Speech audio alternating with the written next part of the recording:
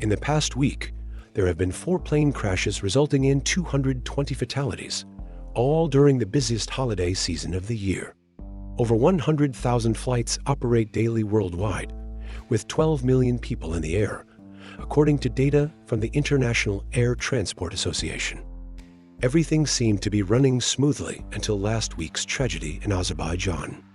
A passenger plane traveling from Baku to Grozny crashed.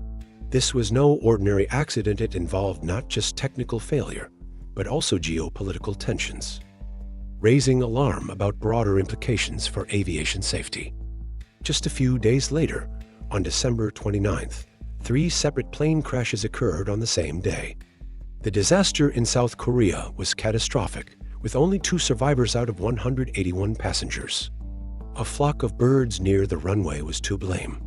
On the same day, a plane in Norway skidded off the runway, coming to a stop just meters from the sea. All 165 passengers narrowly escaped death. Meanwhile, in Canada, an Air Canada plane's wing scraped the runway due to suspected landing gear issues, causing it to catch fire. Fortunately, there were no fatalities. What is happening in the aviation industry? The year 2023 was celebrated as the safest year in the past 5 years, but the final days of 2024 are proving nightmarish. Could these recent incidents merely be coincidental, or are they indicative of underlying systemic issues in aviation?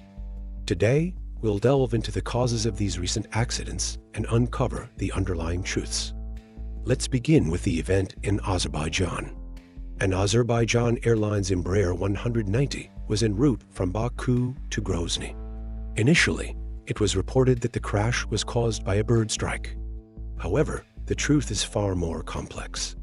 According to a Reuters report citing 4 sources close to the investigation, the plane was struck by Russia's Pantsir-S air defense system.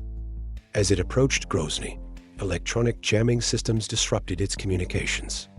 Recently, Azerbaijan's President Aliyev stated, "We can now definitively say that the plane was shot down by Russia.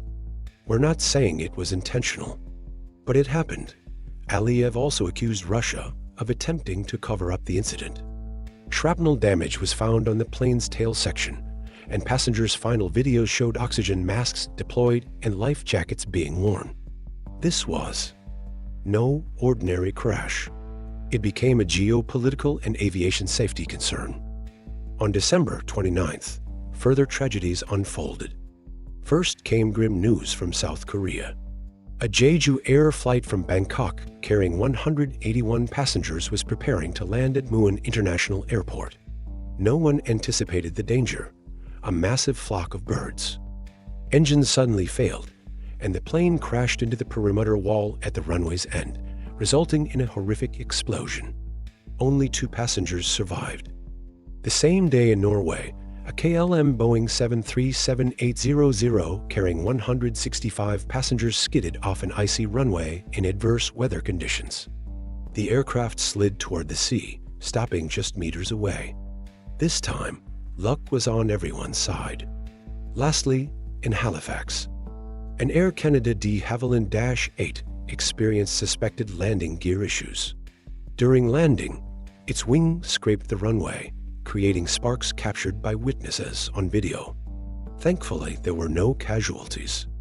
Could these crashes occurring on the same day, involving different aircraft types, airlines, and regions, really be coincidental? In the wake of these incidents, extensive investigations have been launched. National aviation authorities, aircraft manufacturers, airlines, insurance companies, and organizations like ICAO and IATA are involved. However, the striking fact remains: since 2018, only 48% of aviation accidents have had final reports published. This lack of transparency delays the implementation of safety measures. According to IATA's Willie Walsh, delays in investigations jeopardize safety because necessary precautions, such as revising operational procedures or implementing design modifications, are postponed, yet the statistics are promising. In 2023, there were only 1.87 accidents per million flights, down from 2.05 in 2022, a 17.9% improvement. Global flight numbers increased by 13% in 2023, yet the rise in accidents was only 3.1%.